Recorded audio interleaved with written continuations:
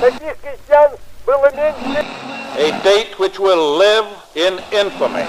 Ao bem-estar dos trabalhadores. Você está ouvindo o História FM.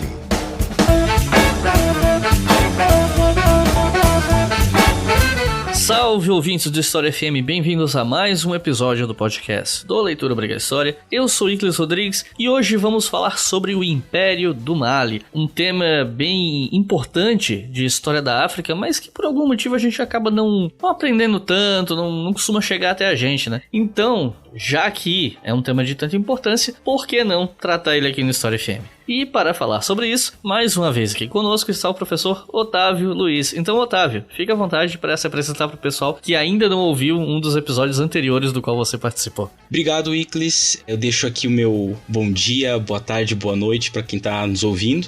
Como você falou, sou o professor Otávio. Eu sou professor de História da África na Universidade Federal do Paraná. Já tive a honra, de participar de alguns episódios aqui com você. A gente já conversou sobre orientalismo, sobre Rota da Seda, sobre a Guerra Anglo-Zulu, e fico super feliz da gente poder voltar agora mais uma vez a conversar sobre história da África, agora num tema que está um pouco mais próximo da minha pesquisa, porque, enfim, para quem não sabe, eu trabalho essencialmente com períodos que eu chamo de história pré-moderna, então meus interesses em história geralmente são anteriores ao século XVI, a gente poderia chamar de antiga e medieval, mas para entrar aqui no clima já de história da África eu vou chamar de pré-moderna. E a minha pesquisa atual, ela envolve contatos e relações culturais, econômicas, sociais, enfim, entre a África Oriental e os espaços do Oceano Índico, E claro que quando eu falo de África Oriental, eu acabo também, por vários motivos, alguns dos quais a gente vai conversar aqui hoje, eu acabo falando também sobre esse espaço muito famoso, entre aspas, famoso para quem se interessa por história medieval, por exemplo, que são os chamados reinos sudaneses. E dos mais famosos desses reinos sudaneses, a gente tem esse famoso Império do Mali. Então acabo tocando bastante também nesse ponto na minha pesquisa, então vai ser super legal poder conversar um pouquinho sobre alguns aspectos gerais dessa sociedade africana. Então é Mali, não é Mali? Não, olha, algumas pessoas falam Mali, outras falam Mali, Então eu vou com Mali, mas eu acho que há controvérsias. Ok, então é isso, vamos falar um pouco sobre esse império tão importante do passado africano depois dos comerciais.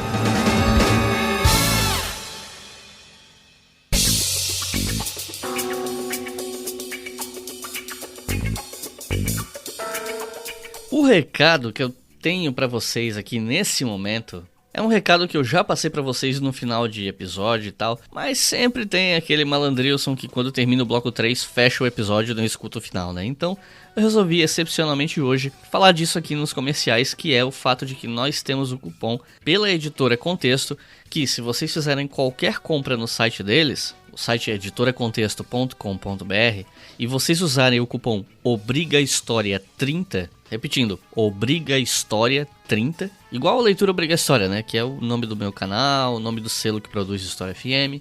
Usando esse cupom vocês ganham 30% de desconto. E por que eu tô falando disso? Porque um dos livros que foi recomendado hoje, no fim do episódio, é o livro História da África, do professor José Rivair Macedo, da Universidade Federal do Rio Grande do Sul, que é um dos livros da coleção História na Universidade. Inclusive, em breve eu devo fazer um post no Instagram mostrando todos os livros dessa coleção. É um livro introdutório, ele não tem nem 200 páginas, mas acaba sendo uma excelente introdução para quem quer estudar História da África, quem está começando, quem nunca leu nada. Até porque é uma área que infelizmente não tem tanta publicação no Brasil quanto outras áreas de história que são consideradas mais tradicionais, entre aspas. Ele é um livro pequeno, linguagem acessível, é barato. Nesse momento que eu estou gravando isso aqui, por exemplo, esse livro custa R$ 37,90 no site da Editora Contexto. Aí usando Obriga História 30, esse cupom, você ganha mais 30% em cima do valor do livro.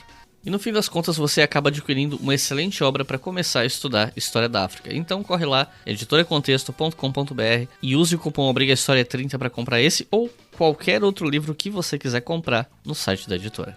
E os nossos novos apoiadores e apoiadoras que financiam o História FM, o Estação Brasil e o Colunas de Hércules, ou seja, os 3 podcasts produzidos pelo Leitor Obriga História, são Luciana Medeiros, Luiz Fonseca, Marcelo Mendonça, Ivânio do Nascimento, João Alves, João Micheletti, Lívia Carvalho, Andréa Silva, Wilton Locke, ou Loche, não sei, Mário Ideme, Carolina Dafara, Gabriel Maia, Simone Rodrigues, Bruno Matuc, Larissa Castro, Thiago Braz e Bob Robinson. Muito obrigado, pessoal, vocês que mantêm esse podcast funcionando, e você aí que está ouvindo e quer financiar o História FM, quer ter o seu nome lido no próximo episódio, é simples. Acesse apoia.se/obrigahistoria e você pode colaborar via boleto ou cartão de crédito com R$2 por mês. E aí você já está financiando tudo que a gente faz. Mas, se você puder financiar com um pouco mais, com R$5 por mês, além de financiar o História FM, você ganha o direito de ouvir o História FM, Estação Brasil e o Colunas de Hércules com antecedência. Inclusive, esse episódio aqui que você está ouvindo, que saiu numa segunda-feira, os nossos apoiadores já puderam ouvir lá na quarta, quinta-feira passada. Então, se você quer ouvir os episódios antes de todo mundo, corre lá e apoia nosso podcast. Agora chega de papo e vamos para o episódio.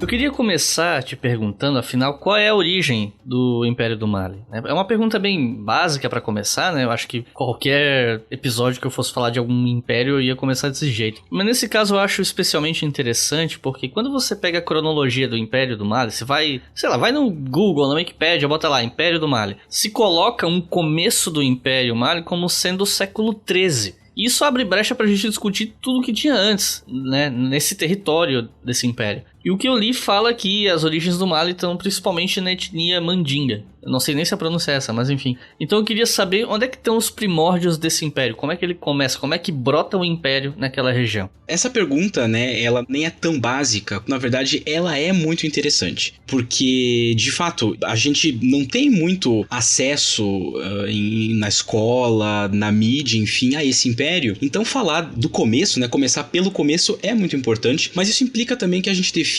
algumas coisas muito específicas sobre a história da África como um todo, porque a partir disso a gente pode entender melhor o que foi o Império do Mali e com isso, né, como que ele, entre aspas, começou, tá? Então, primeiro, a gente tem que lembrar que em boa parte da África ao sul do Saara, então estamos falando disso que vários historiadores, enfim, intelectuais chamam de África Negra, a história e as relações sociais dentro dos tempos históricos, elas podem ser pensadas em termos, digamos assim, em termos étnicos, né? Em termos de etnias. A gente pode pensar em laços familiares, na relação que os grupos étnicos estabelecem com os seus antepassados. E uma parte muito importante dessa identificação familiar, étnica, que é tão comum a vários espaços africanos, obviamente é a língua. E aí, do ponto de vista da linguística histórica, boa parte da África ao sul do Saara, ela é marcada por línguas que vêm de um tronco maior, chamado de, né, uma família linguística chamada de nígero-congolesa. Tá? Então, os grupos sociais que falam línguas nígero-congolesas, eles vão se disseminando pelo continente, como é o caso dos Bantu, né? Que a gente inclusive conversou um pouquinho sobre isso no episódio da Guerra Anglo-Zulu, então já fica a propaganda também. Esses grupos falantes de línguas nígero-congolesas também vão se espalhando pela bacia do Níger, pela costa oriental da África, pela região sul, e aí na região do Sahel, que é essa faixa de savana que fica ao sul do Saara, né? A gente tem a movimentação de sociedades que falam um tronco amplo de línguas nígero-congolesas que é chamado de tronco mandê. Existe alguma polêmica se as línguas mandê fazem parte desse tronco nígero-congolês, mas há uma espécie de consenso de que sim, né? Se não, ainda são um tronco próximo, né? Mas enfim, esses grupos de língua mandê se espalham pela bacia do Níger, junto com alguns outros grupos, em especial na região ali do Lago Chad, do Nilo, do Chifre da África, que nesses casos falam línguas afroasiáticas, afroasiáticas, né, que é uma família linguística diferente da nígero-congolesa. Mas no caso do Império do Mali, o que a gente tem aqui são grupos, então, que falam línguas de origem mandê, que possivelmente têm a sua origem, né, por sua vez, nas línguas nígero-congolesas. Então, o que a gente pode ver é que, ao longo de séculos, né, é difícil de colocar uma cronologia para essas movimentações, a gente percebe, por traços antropológicos, arqueológicos, da linguística histórica, que os grupos que formam o Império do Mali e outros espaços políticos dessa região, eles já estavam ali há muito tempo, né, já estavam se organizando socialmente há muito tempo, né, então eles estão ocupando a região do Níger por muitos séculos, mas tudo indica que a partir do século III, que é quando o camelo ele vai se tornando um animal um pouco mais popular no Saara, e com o camelo o comércio também ganha mais corpo, a gente passa a ver um grupo social específico ganhar poder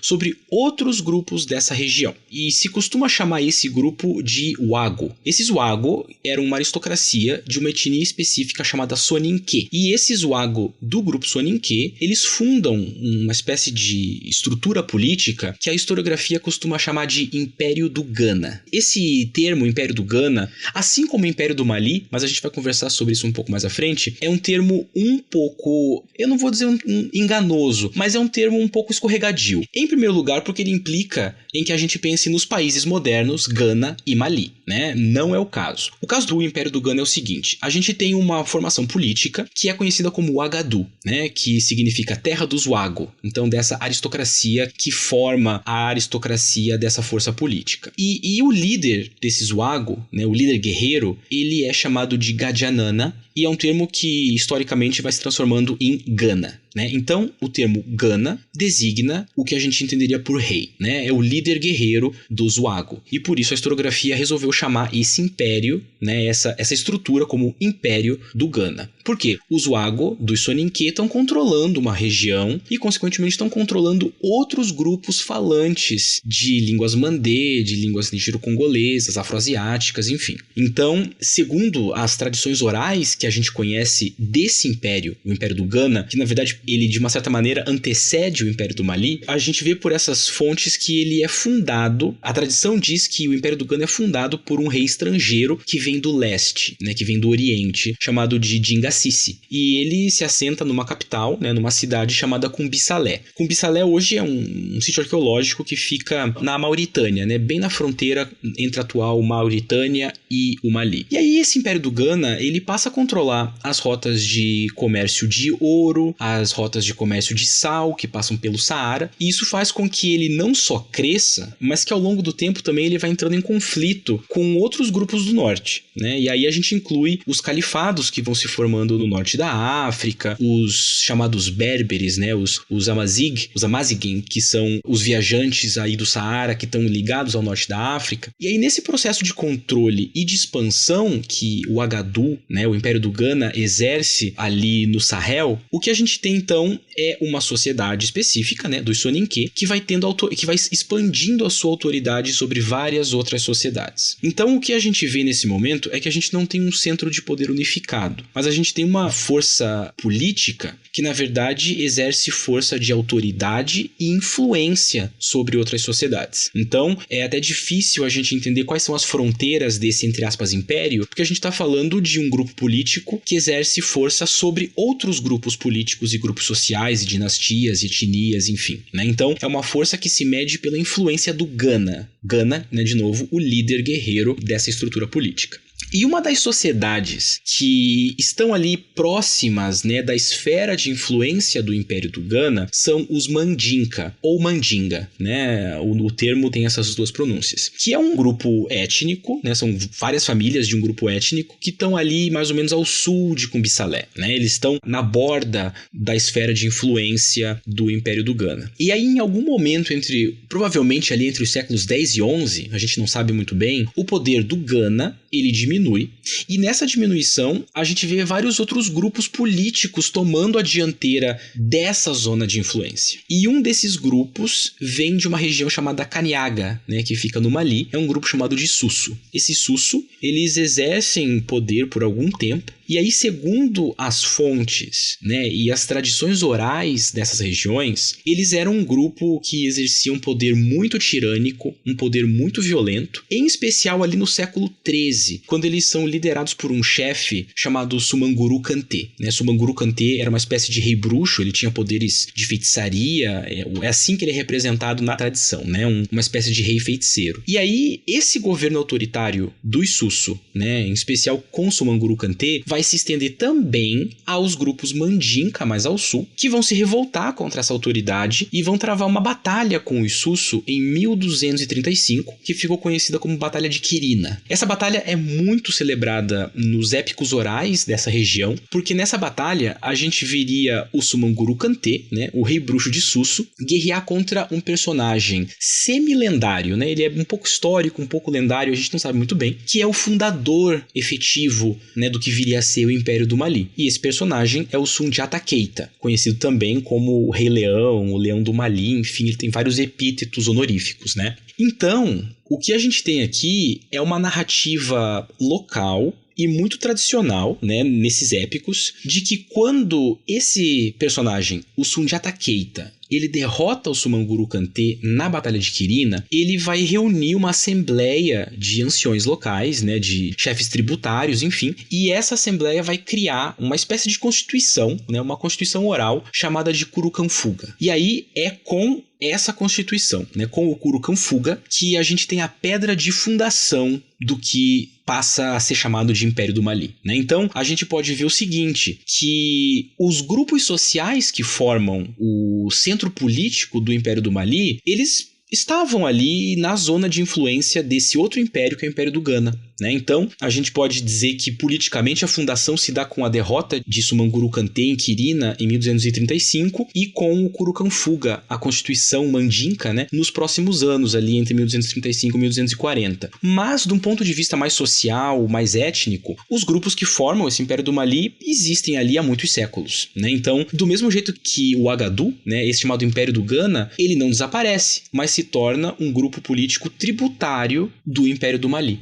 Então, a gente vai ver ao longo, né, do que a gente vai conversar aqui hoje, que isso que a gente chama desses reinos sudaneses, os impérios do Ghana, do Mali, enfim, é como se eles subissem e descessem, né? A gente está falando sobre disputas de hegemonia por uma região muito importante, que é essa região do Sahel africano, né? Então, não é que eles surgem e desaparecem, mas eles estão existindo constantemente, né? E junto do Império do Mali existem outros impérios também. Talvez império não seja a melhor palavra, mas enfim, outros grupos políticos que podem ou não ser tributários do Mali, ocupando também essas regiões, né? Então, é importante que a gente olhe para essas estruturas políticas a partir do ponto de vista local, que é um ponto de vista étnico, né? Então, o que marca a ascensão, né, o início do Império do Mali é justamente quando uma etnia, os Mandinka, assume um papel político mais hegemônico em relação aos outros grupos dessa região.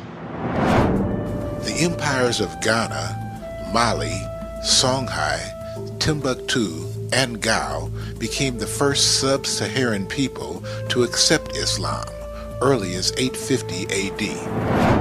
E uma coisa interessante em relação ao Império é que é a relação que ele tem com o islamismo, né? Que até onde eu sei era a religião do Império. Não sei se durante todo o tempo em que ele existiu ou não, mas qual a relação do Império Mali com o mundo muçulmano? Essa é uma pergunta muito interessante, porque a gente tem sim uma relação bem forte entre esses espaços políticos que eu falei, né, que a gente chama de reinos sudaneses, Império do Ghana, Império do Mali, que são as forças políticas do Sahel com o Islã, mas na verdade a gente até pode voltar um pouco e ver que existe uma relação muito interessante do Islã com a própria história da África. Tá? E por quê? Porque a primeira hégira, né, a hégira é a fuga de Meca para Medina, que é quando basicamente se inicia oficialmente, digamos assim, o calendário islâmico. A primeira hégira, a primeira fuga de Meca, ela não é essa fuga para Medina, mas é uma fuga para Aksum. Aksum era um reino africano que corresponde hoje a mais ou menos os territórios da Etiópia, da Eritreia, do Djibouti e um pouquinho ali do norte da Somália, né? Então, de uma forma muito pouco ortodoxa, eu diria, a gente pode dizer que a África recebe a religião islâmica antes mesmo da disseminação dessa religião pela Arábia e pelo norte da África. Então, a África sudanesa, a África Negra, o Chifre da África, enfim, são regiões que recebem o Islã muito cedo. Até mesmo antes da expansão dos califados, se a gente contar essa primeira hégira. E isso vai nos mostrar, de qualquer forma, que o Islã já era bastante conhecido na região do Império do Mali e do Império do Ghana desde o século VII, né? Ou seja, desde quando ele surge. Tanto que, se a gente pensar que as rotas saarianas, elas eram um caminho de disseminação também dessa religião islâmica, a gente vai ver já pelos relatos de um autor chamado Al-Bakri, que em Cumbi-Salé, provavelmente já no século VII, VIII, a cidade, né, que foi capital do Império do Ghana, tinha uma parte dela dedicada aos muçulmanos.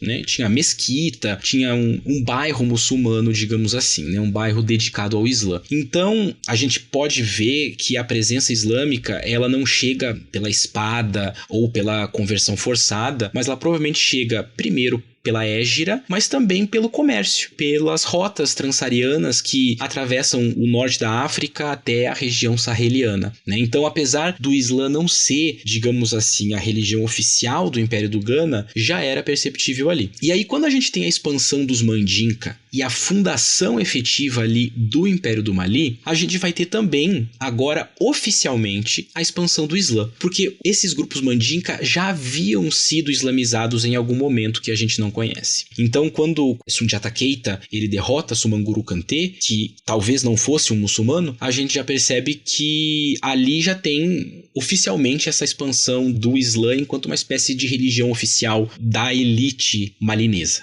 Há um épico que narra a vida de Sundiata Keita, por exemplo, e esse épico traz várias indicações de como o Islã está exercendo um papel até de legitimação para o Sundiata Keita. Porque esse épico fala que o Sundiata Keita nasceu no mesmo mês que nasceu o profeta Muhammad. Esse épico fala que a linhagem dos Keita, que é a dinastia do Sundiata, era descendente de um dos seguidores do profeta Muhammad. Então vai se criando várias ligações históricas entre a elite do Império do Mali, os fundadores do Império do Mali e o Islã. E aí, né, depois do Sundiata Keita, os sucessores dele, inclusive, buscavam mostrar essa fé islâmica, né? Eles, de uma certa maneira, performavam a sua inserção no Islã através, por exemplo, de peregrinações até a Meca, né, que é o que faz o Mansá Musa I, que é o mais famoso Mansá do Mali, como a gente vai ainda conversar um pouquinho sobre ele. Mas é interessante ver também que, apesar de ser oficialmente, né, uma estrutura política majoritariamente islâmica, o Império do Mali ele também nos dá evidências que tradições religiosas locais subsistiam junto com o Islã. Então, Ibn Battuta, né, um viajante muçulmano muito famoso, por exemplo, ele narra na obra dele várias passagens em que ele vê costumes ali na região de Timbuktu, enfim, que ele não entende. Ele não sabe que costumes são esses. E ele vai atribuir esses costumes a práticas pré-islâmicas locais. E aqui é importante lembrar que os muçulmanos têm uma forma de tratar muito bem o período pré-islâmico, que é o que eles chamam de Jahiliya, né, que é o período de ignorância. Então, é comum que no Islã, grupos que ainda mantêm práticas pré-islâmicas, ou seja, dos tempos da Jahiliya, sejam vistos como grupos ignorantes, porque eles não entenderam ainda que o Islã também traz regras de costume, enfim, né?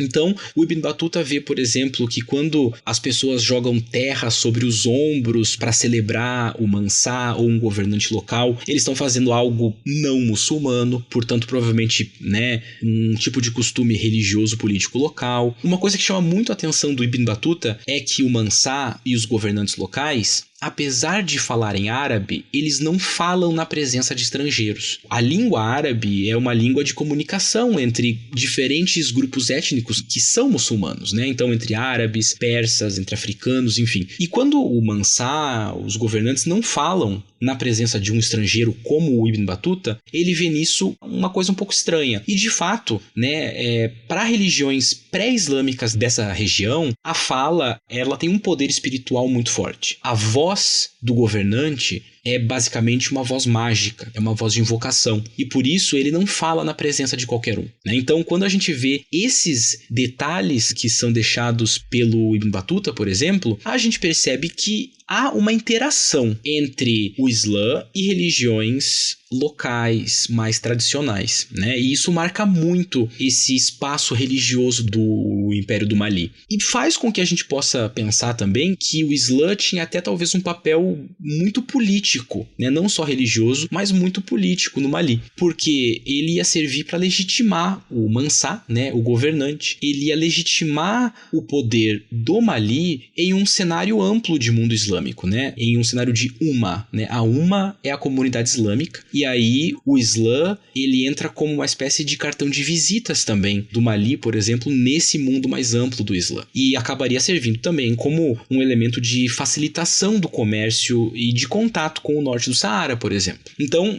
a gente pode resumir isso tudo pensando que o Islã, tecnicamente, ele é a religião do Mansá, ele é a religião oficial do Mali, mas ele coexiste com práticas muito anteriores à chegada do Islã, né? Com práticas muito ancestrais, muito tradicionais, que se manifestam de maneira muito aberta até para viajantes passando por essa região. E então a gente também pode imaginar que talvez o Islã, por isso, exerça também um papel muito político, né? De facilitar comércio, de inserir o Mali num amplo mundo de estados, impérios, califados, reinos islâmicos, enfim. Como é que era o Mali em termos militares? Era um império mais expansionista, com uma postura belicista em relação aos povos do entorno? Ou ele tinha mais uma postura diplomática? Como é que era a relação dele com os outros povos dentro e fora das fronteiras do império? Iclis, essa pergunta ela é muito boa, porque, né, assim como a gente veio fazendo com as anteriores, ela permite que a gente expanda um pouco alguns dos pontos que são bem fundamentais para que a gente entenda o Império do Mali e, de forma mais geral, para que a gente entenda também um pouco do funcionamento das formações políticas, dessas formações políticas mais hegemônicas da África ao sul do Saara, tá? Então, muito disso que a gente vê aqui no Mali se aplica também a outros espaços políticos, né? Acho que o primeiro ponto, né, que é uma coisa que a gente vê em vários estados africanos, é que existe um enfoque no, digamos assim, capital humano. A gente constantemente vê que há menos preocupação com fronteiras, por exemplo, e há mais preocupação com autoridade sobre outras dinastias, sobre clãs, sobre etnias, sobre famílias, etc.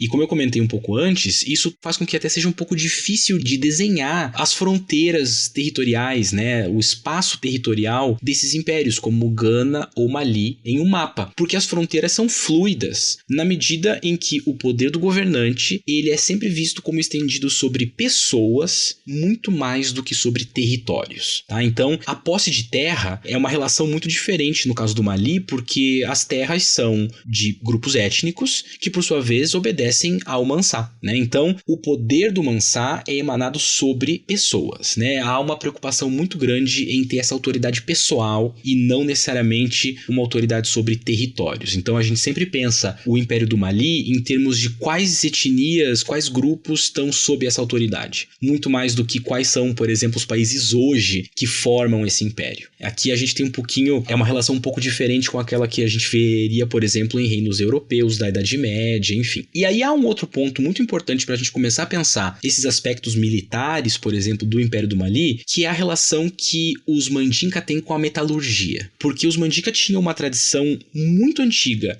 de lida com ferro e com a forja de armas e outros objetos. Então a gente percebe que os Mandinka, desde muito tempo, desde antes da formação do Império do Gana, por exemplo, eles tinham acesso a um conhecimento, digamos assim, tecnológico que era muito propício ao combate armado, né? Era um conhecimento que permitia que eles forjassem boas armas, tivessem um pouco de primazia nessa questão em relação a alguns outros grupos. Então, quando a gente junta essa informação, né, do conhecimento metalúrgico com a necessidade de autoridade pessoal sobre pessoas que o Mansá do Mali tinha, a gente já começa a ver que esse império tinha sim um foco importante nos assuntos militares. A gente poderia dizer que a diplomacia, nesse caso, é feita pela expansão do poderio militar. E aí, por meio da arqueologia, mas também, especialmente por meio da tradição oral, a gente sabe que esse foco militar, ele se mostrava, ele se materializava numa organização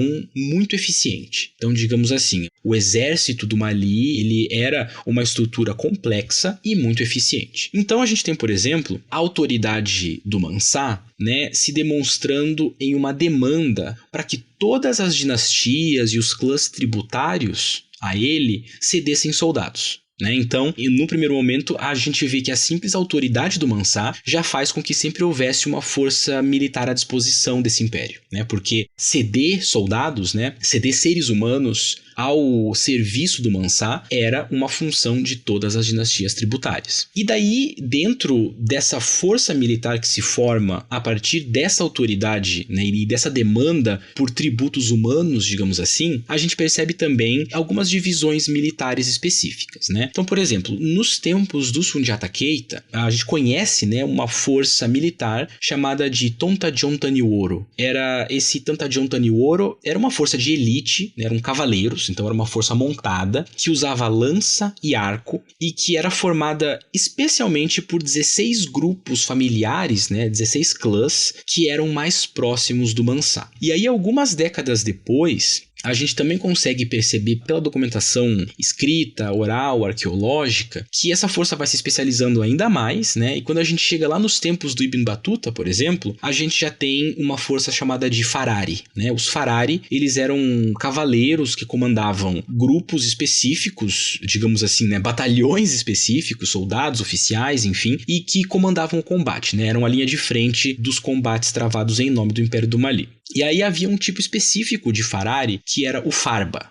O Farba, ele funcionava como uma espécie de general administrador e ele era enviado para as cidades e províncias mais afastadas do Império do Mali para que ele protegesse esses locais e fizesse a manutenção da autoridade do Mansá também. Então, inclusive, o Ibn Battuta ele se encontra com um Farba que ele traduz como governante. O Farba é o cara que governa uma região, mas na verdade o Farba não só governa, como ele também tem esse papel de comando militar. Então, ele está nesse ponto fundamental da estrutura de delegação de poder do Mali e no controle das regiões mais afastadas.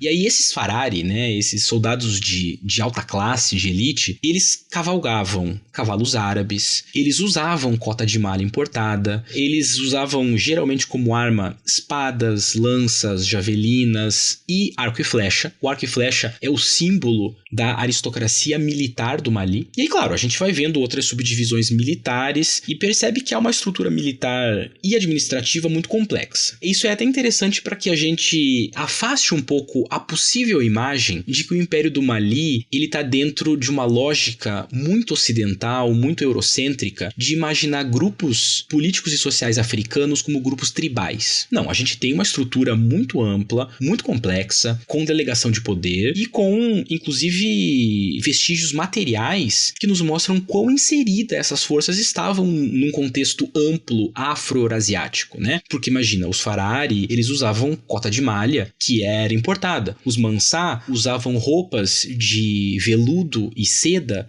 importadas da Índia, da Arábia, da Pérsia, Então havia, claro, essa diplomacia comercial, digamos assim, mas dentro do Império do Mali e nas regiões ao redor, então do Sahel africano, a gente entende que o diálogo ele era imposto pela força militar, também, que atuava também na administração. Então, uma coisa que fica evidente é que para que se mantenha a autoridade do Mansá, deveria então haver controle, como eu já falei, sobre famílias e pessoas.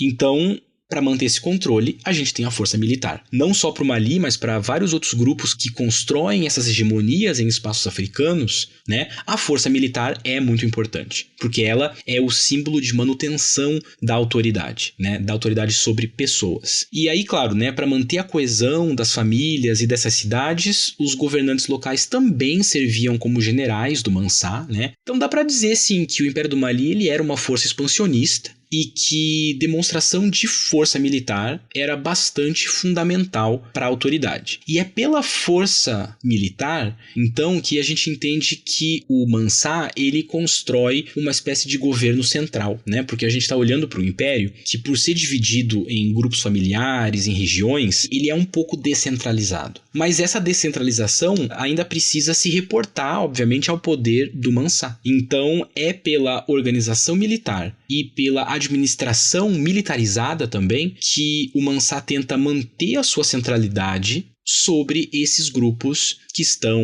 em espaços afastados, que são descentralizados, né? A gente tem um jogo interessante entre centralização e descentralização do Mali, que é mediado pela expansão militar, pela força militar, pelo recrutamento, enfim, né? Por todas essas questões um pouco mais marciais. Nessa época, cerca de 2/3 do ouro do mundo estavam no oeste da África, o que tornou os governantes do Mali os homens mais ricos do mundo. E, em termos econômicos e políticos, o que a gente pode falar sobre o Mali? Quais eram, principalmente, as atividades econômicas do Império, como é que era a administração, enfim. A questão econômica aqui, ela é muito central, né? Porque é pela economia que os reinos sudaneses, né, o Império do Ghana, o Império do Mali, vão se estruturar. E a gente percebe isso também depois com o Mansa Musa I, porque esse comércio, ele basicamente envolve uma coisa específica, que é o ouro, né? Então, falar sobre o monopólio que os grupos Soninké e depois Mandinka exercem sobre a extração de ouro dessa região é fundamental, porque é a partir daí que a pujança vem, né? Que a pujança desses reinos vem e que eles conseguem se expandir, enfim, né? Expandir também as suas redes comerciais. Então a gente tem que lembrar o seguinte: Mali e Gana, né, então esses dois grupos políticos sucessivos, eles tinham acesso a umas minas de ouro que ficam ali na região do rio Níger e do rio Senegal. E algumas dessas minas, como as minas de Buré e as minas de Bamburro, elas eram muito abundantes. Então, de posse de ouro e controlando essa região, o Império do Mali ele funcionava como um eixo completamente fundamental do comércio transsaariano. Porque ele ia exportar ouro demandado por todo o Mediterrâneo, pelo Oriente Médio, né? E ele importava sal e alguns outros produtos, como cobre, tecidos, enfim. Então, como o ouro era a base mais fundamental para esse comércio, o Mansá, obviamente, ele tinha monopólio sobre as pepitas de ouro. Tá? Então, qualquer pepita de ouro encontrada dentro das regiões de influência do Mansá pertenciam ao Mansá. As pessoas poderiam usar como dinheiro, digamos assim, né, como câmbio, sal, ouro em pó, alguns outros materiais, mas ouro sólido, assim, pepitas de ouro, pertenciam ao Mansá. Nesse monopólio, ele pessoalmente conseguia controlar como que o Mali ia se inserir no comércio transsaariano. E aí um outro reflexo muito fundamental desse comércio é a taxação. A gente sabe que, pela documentação de grupos externos ao Império do Mali, a gente sabe que o que entrava e saía desse império era taxado, né? Haviam altos impostos como forma, né, claro, do Mansá exercer aquela sua autoridade que a gente vinha comentando em todas as regiões possíveis, né? Então, para exercer autoridade sobre uma cidade mais afastada e que esteja nos pontos de comércio transsaariano, ele vai taxar tudo que entrar e tudo que sair, né? Então ele mantém também o controle por meios econômicos. Um outro ponto muito importante desse comércio é que havia um tráfico humano dentro do Império do Mali. Claro que aqui a gente está falando de pessoas que são escravizadas, mas não nos moldes do tráfico atlântico, tá? A gente não está falando de pessoas que são vistas juridicamente como propriedade, mas são pessoas cuja obediência ela tem que ser tamanha ao Mansá que elas podem ser vendidas, trocadas, enfim. Então, ouro e o tráfico humano eram pontos fundamentais desse comércio transsaariano. E por que isso é importante? Porque, de novo, a gente volta a se lembrar do poder autoritário do Mansá. Como esse Mansá tem poder sobre pessoas, ele pode vender, trocar e comprar pessoas, né? Porque elas fazem parte do que constrói a sua autoridade. Então, né, de novo, a gente não está falando aqui de uma visão jurídica que transforma escravizados em propriedade de alguém, né? Mas a gente está vendo a extensão da autoridade do Mansá. né? E aí, como existem alguns dispositivos legais, digamos assim, dentro do Islã que permitem a escravização de certos grupos, né? O Mansá também se beneficia disso. Então, essa questão econômica que envolve sal, ouro, pessoas, é bastante central para a gente pensar o papel, né? O papel mais global ali do Império do Mali. E claro que então a gente junta isso com essa necessidade de expansão militar e a gente já tem uma boa ideia de como funciona, digamos assim, a rede administrativa do Império do Mali, né? A gente já viu que o Farba, ele funciona como um governador e como um general, então ele também controla a taxação e depois reporta isso ao Mansá, né? Então há uma delegação de poder que é bem importante para a sustentação do Império do Mali. E aí, junto com isso, a gente também tem 2 outros cargos que são bastante centrais. Um deles é o de Cadi, né, que é o juiz formado em direito islâmico. Então, o Mansá também mandava os Cadi para vários pontos do seu império, recebia alguns de fora, né? Então, juízes que fossem muito famosos em outras regiões podiam ser chamados para o Império do Mali. E um outro cargo muito importante para a gente entender como que funciona o Império do Mali é o do griot, tá? Griot, ou na língua local mandinka, Djeli. O Djeli, griot, ele funciona como um diplomata, um historiador, um poeta, um artista e, no fundo, como um transmissor das tradições orais. Então, por meio desses personagens, que existem até hoje, né? Griots hoje são músicos, enfim. É por meio desses personagens, por exemplo, que o Mansá falava com os outros.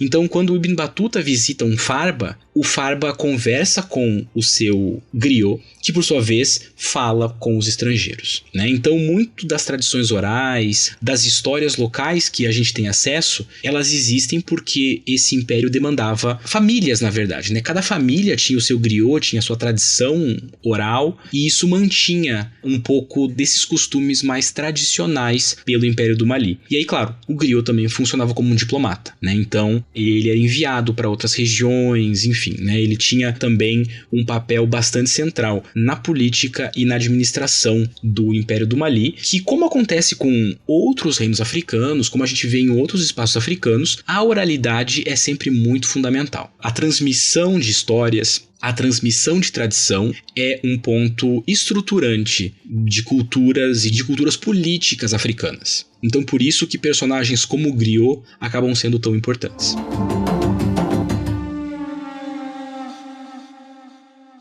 Você está ouvindo o História FM.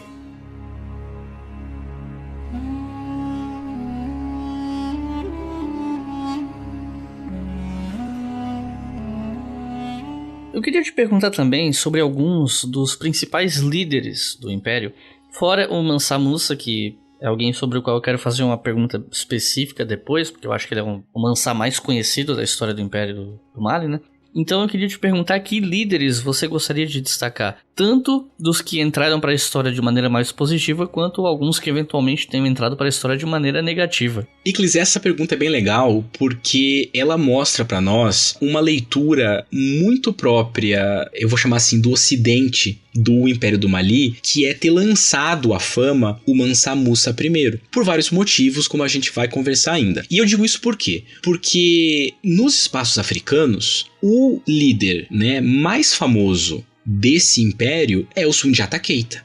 O Soundiata Keita, que é o fundador, ele é um tio, bisavô, alguma coisa assim do Mansa Musa I, mas ele é o mais importante. Ele, então, apesar dessa fama que a história concedeu ao Musa I, o grande símbolo do Mali é o Soundiata Keita. E por quê? Porque a gente tem uma... eu vou chamar de fonte, né? Mas é um épico cantado, que vem passando de geração para geração, que é o épico de Soundiata Keita. É a história do nascimento, do triunfo e do sucesso desse personagem, né? Do Leão do Mali. E é um épico super importante, muito tradicional no Mali, no Burkina Faso, enfim. Ele viaja muito pelas regiões que hoje, né, são os países que compuseram os espaços de influência dos Mandinka. E ele é visto visto como um herói quase que mitificado, né? Ele tem poderes, ele é um escolhido por espíritos, por deuses, por Deus, na verdade, né? Então, ele é bastante importante, porque ele é o fundador, ele é o símbolo, ele é o cara que dá origem a isso tudo, que basicamente convoca os sábios que vão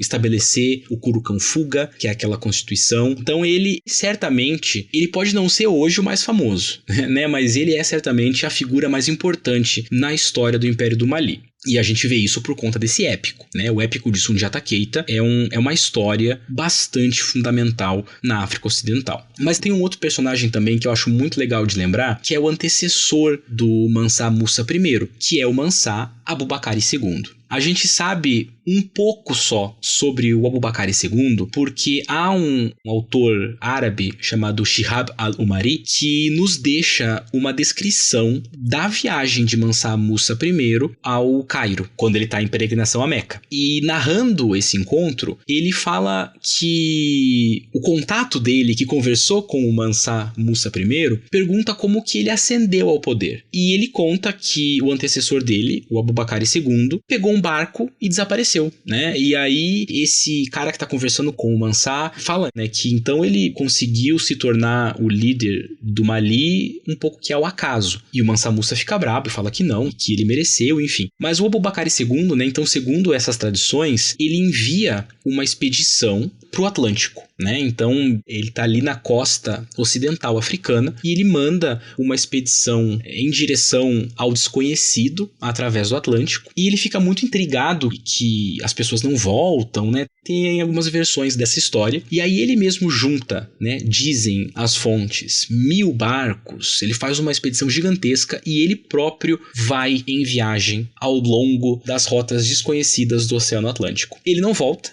E aí o Mansa Musa I assume o trono do Mali. Mas é muito interessante porque existe uma tradição, tanto entre alguns griots do Burkina Faso e do Mali, mas também entre adeptos de teorias pseudo-históricas, de que o Abubakari II ele chegou no Brasil. Então, eu já topei com algumas interpretações que inclusive dizem que a palavra Pernambuco, né, o estado, enfim, o termo Pernambuco, ele não vem do Tupi-Guarani, enfim, eu não sei bem qual é o idioma que a palavra Pernambuco vem, mas que ele vem de uma corruptela das 2 minas de ouro do Mali, que são Buré e Bamburro, né? Então, Pernambuco seria Buré Bambuco. Então, a gente teria o Abubakari II como sendo efetivamente a primeira pessoa de fora a chegar ao Brasil. Mas, enfim, o que a gente sabe é que ele desaparece no mar, né? Ele tinha esse interesse por viagens e ele desaparece. E eu diria também que o irmão do Musa I, o Sulaiman, ele também é um personagem interessante, porque é durante o governo dele que o Ibn Battuta viaja ao Mali, né? Então o Ibn Battuta não viaja durante o período do Mansa Musa, ele viaja no período do Mansa Sulaiman. E esse Sulaiman, ele sucede o filho do Musa, chamado de Magan, e ele vai reinar por quase 20 anos, né? Então entre esses dois, o Musa e o Sulaiman, a gente tem a Era de Ouro do Mali. Mas claro que a gente não sabe quase nada sobre a maioria desses personagens, né? Porque além do Sundiata Keita, a maioria dos nomes dos outros Mansa acaba vindo de documentação externa, né? Especialmente a partir de um historiador muçulmano muito famoso do século XIV, XV, chamado de Ibn Khaldun, né? O Ibn Khaldun, ele nos deixa a linhagem sucessória do Mali, mas então a gente pode ver que não há muita informação por conta da documentação externa. E por isso que eu volto a dizer, o Sundiata Keita provavelmente é o mais famoso dentro do Mali, porque é ele que recebe essas histórias tradicionais, esse épico, né, que contam a história da vida dele. Então, talvez o Mansa Musa, ele tenha essa fama externa, e a gente tem algumas fontes externas que falam bastante dele, mas em termos de documentação que a gente tem acesso, certamente o Sundiata é o que melhor ilustra, né, o Império do Mali. Mansa Kankan Musa was the grandson of Sundiata Keita. After assuming the throne from his brother, he led Mali to become the largest and richest realm of Africa. E agora sim, falando do Mansa Musa mais especificamente, né? Eu resolvi dedicar uma pergunta específica para ele por 2 motivos. Primeiro, porque, como a gente já comentou aqui, ele se tornou o líder do Império do Mali mais famoso. Mas não só por isso, também porque ele ganhou esse epíteto de o homem mais rico da história. Que eu não sei até que ponto, aquelas histórias que vai sendo repetido acriticamente e viram uma verdade para as pessoas, ou se de fato era isso mesmo, não sei. Então eu queria te perguntar, quem era Mansa Musa e por que ele se tornou tão relevante assim na história quando a gente pensa no Império já meio esquecido na história, como o caso do Império do Mali, que, como a gente já comentou algumas vezes aqui, não recebe toda essa atenção que poderia, né? Obrigado por essa pergunta, Eclis, porque ela puxa a gente um pouco para essa visão, talvez a visão mais comum, mais popular sobre o Império do Mali seja essa do Mansa Musa, o homem mais rico do mundo, o homem mais rico que já existiu na história. Essa anedota, ela é muito interessante, porque eu já fui bastante atrás dela e a gente sempre acaba voltando para uma mesma notícia de uma revista dessas de finanças, enfim, que de alguma forma quantifica, né, quanto de dinheiro, né, quantos trilhões de dólares o Mansa Musa teria se a gente convertesse a fortuna dele para os tempos de hoje. Me parece que é um pouco difícil pensar isso, né, porque, como eu falei, ele tem o monopólio do ouro. Então, basicamente, tudo que sai da terra no período dele pertence a ele, né, em termos de minerais, enfim. E aí eu nem sei como que se quantifica isso, mas ele de fato possuía monopólio. Então a gente não está falando de fortuna pessoal, a gente está falando de um líder, de uma estrutura política que tem um poder pessoal muito forte e que tem um monopólio, mas que ele em si não parece ter, não há esse senso privado de fortuna, né? Então essa história, ela chama muito a atenção e ela tem até uma certa positividade, porque faz com que muita gente pense e se interesse, às vezes, por história da África, mas eu acho que ela é um pouco mais complexa do que isso. O que a gente sabe, claro, é que o Mansa Musa, ele, na documentação árabe, né,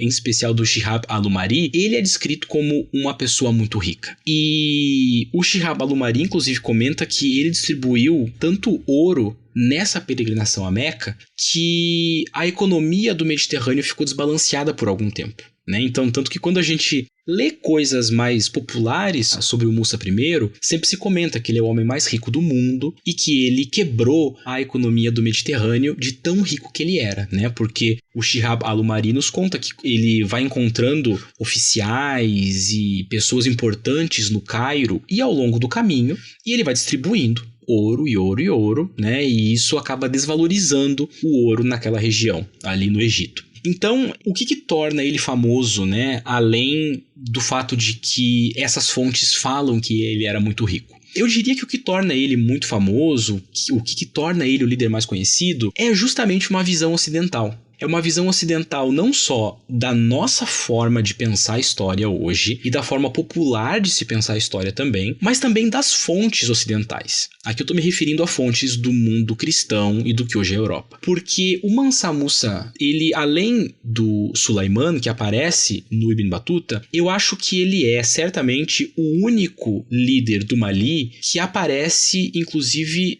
representado em um mapa, né? Então, há um mapa, né, do século XIV, eu acho, muito famoso, chamado de Atlas Catalão, feito por um cartógrafo chamado Cresques Abraão. E nesse mapa, o Cresques Abraão, ele desenha personagens míticos ou não, representando certas regiões, né? Então tem a rainha do Sabá, tem o sultão não sei aonde. Cada espaço do mundo que ele conhece tem uma figura desenhada nesse mapa. E na região da Guiné, que é como se chamava o Sahel, alguma parte da África, né? Guiné, que gera provavelmente gera o nome Guiné, a gente não sabe muito bem, mas enfim. Nessa região ele desenha o Mansa Musa segurando uma pepita de ouro, né, sentado num trono, segurando uma pepita de ouro. E aí embaixo tem uma legenda falando: este senhor negro é o senhor mais rico da Guiné. Ele controla todo o ouro é abundante, etc. E ele se chama Musa Meli, né? O nome que o Atlas Catalão dá para ele é Musa Meli. Mas provavelmente é a maneira com que o nome Musa I chegou aos ouvidos do Cresques Abraão, enfim, desses viajantes. E para quem nunca viu essa imagem, eu vou usar ela como capa do episódio. Então é só olhar a capa que vocês vão ver a imagem que o Otávio está descrevendo. É certamente a imagem mais chamativa, né, digamos assim, do mundo africano medieval. E eu uso bastante ela também em disciplina, em materiais, é muito interessante. Tem um seriado, na verdade é um documentário seriado do National Geographic, chamado The Quest for Gold, né? A busca por ouro. Eu não sei bem como é que é o nome em português. E tem um episódio sobre o Mansa Musa, e então, se vocês procurarem imagens, tem cenas desse episódio com um ator segurando a pepita de ouro, assim, igual, como se ele estivesse posando para que alguém pintasse esse retrato medieval dele. Resumindo tudo, a fama do Mansa Musa vem do fato de que ele tá no lugar certo, na hora certa, para se tornar uma figura africana famosa para grupos muçulmanos ou não, que não conhecem o que é o Império do Mali. Então, esse cartógrafo, ele ouve histórias desse homem muito poderoso e rico que fica ao sul do Saara, né? Que tá lá nas partes mais distantes do que se conhecia da África do ponto de vista ocidental. Ele também é visto pelos cronistas árabes, enfim, que acompanham essa jornada dele. E existem algumas traduções de fontes que eu desconfio um pouco dessas traduções porque eu nunca vi aonde está o original. Mas olhando pela internet, a gente encontra trechos de fonte que descrevem a comitiva do Mansa Musa. E dizem que ele vai com 12 mil cavaleiros, cada um carregando cetros de ouro e não sei quantos quilos de ouro em pó, e mais não sei quantos mil seguidores, e mais não sei o que. Então ele vem carregando assim uma quantidade muito impressionante de ouro. O que nos retorna, né, aquela questão da performatividade islâmica que eu comentei que era muito importante para o Império do Mali. A gente vê que o Mansa Musa, ele quer se mostrar como um chefe, né, um governante muito fiel, né, muito religioso, fazendo a sua peregrinação, mas também muito poderoso. E por isso ele vem com todo esse ouro, todas essas pessoas que servem para demonstrar como ele é poderoso. Então eu acho que essa junção de elementos, de fontes, de relatos não africanos é que tornam o Musa I certamente o Mansa mais famoso, né, mais reconhecido da história do Mali. Mas eu volto a insistir, a partir, né, então desse fio, a gente pode ir puxando e chega no Sundiata Keita, que também é super interessante e que também é muito importante. Mas eu acho que é esse acaso documental, né, que faz com que o Musa I, inclusive, chegue a revistas de finança como o homem mais rico de toda a história. Universidade de Timbuktu, uma das mais antigas do mundo. A primeira no Saara africano. Cerca de 25 mil pessoas, um quarto da população, eram estudantes. Algumas das construções mais famosas do Império do Mali são 3 mesquitas, às quais é atribuída a ideia de uma universidade de Timbuktu, que teria sido um polo importante de construção de conhecimento na África pré-moderna, né? Tanto que quando você procura sobre o Império do Mali, você acha essa imagem do Atlas Catalão do Mansa Musa, mas você acha também fotos contemporâneas de uma dessas mesquitas, né? Então eu queria te perguntar sobre essa universidade, eu não sei se a gente pode chamar desse jeito, ou se isso é uma classificação ocidental que não encaixa tão bem no que ela realmente era, mas enfim. O que a gente pode falar dela e desse trânsito de conhecimento e cultura entre o Império do Mali e outras regiões? Essa pergunta, ela na verdade até nos daria espaço para um outro episódio, porque tem inclusive um livro de um historiador chamado Ousmane Kane, chamado Além de Timbuktu, né, em que ele vai mostrar todo o contexto intelectual islâmico da África Ocidental. Então, a gente está olhando para uma questão fundamental para a história não só do Império do Mali, como dessa região,